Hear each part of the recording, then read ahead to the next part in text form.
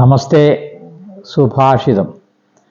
ശോകോ നാശയതേ ധൈര്യം, ശോകോ നാശയതേ ശ്രുതം, ശോകോ നാശയതേ സർവം, നാസ്തി ശോക സമോ രിപുഃ.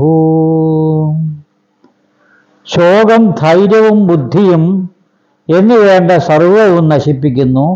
ശോകതുല്യമായ ഒരു ശത്രു ഇല്ല തന്നെ. ഇതാണ് ഈ സുഭാഷിതത്തിൻ്റെ അർത്ഥം പറയുന്നത്. ശോകം നമ്മളുടെ ധൈര്യം ഇല്ലാതാകും. ശോകം എന്ന് പറഞ്ഞാൽ ദുഃഖം. ദുഃഖമയമായ ഒരു അവസ്ഥ ഒരാൾക്കുണ്ടായാൽ അദ്ദേഹത്തിന് ധൈര്യം ഉണ്ടാകുമോ? ഇല്ല. കാരണം മനസ്സ് മുഴുവനും ദുഃഖമയമായി കഴിഞ്ഞാൽ പിന്നെ അവിടെ ഒരിക്കലും ധൈര്യം വരുന്നത്. അപ്പോൾ അവിടെ ധൈര്യം ഇല്ലാതെയായി പോകുന്നു. അപ്പം ധൈര്യത്തെ ദുഃഖം നശിപ്പിക്കുന്നു. അടുത്തത് ബുദ്ധിയെയും ഈ ശോകം നശിപ്പിക്കുന്നു എന്നാണ് പറയുന്നത്.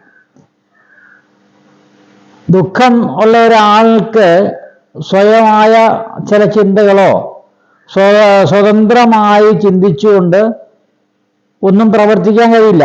അപ്പോൾ സ്വയബുദ്ധി അദ്ദേഹത്തിന് തീർച്ചയായിട്ടും ഇല്ലാതെ ആകുന്നു. ബുദ്ധി വന്നേരം ഉള്ള ബുദ്ധി അങ്ങ് കെട്ടുപോവുക. കാര്യം മനസ്സും നിറയെ ദുഃഖമാണ്.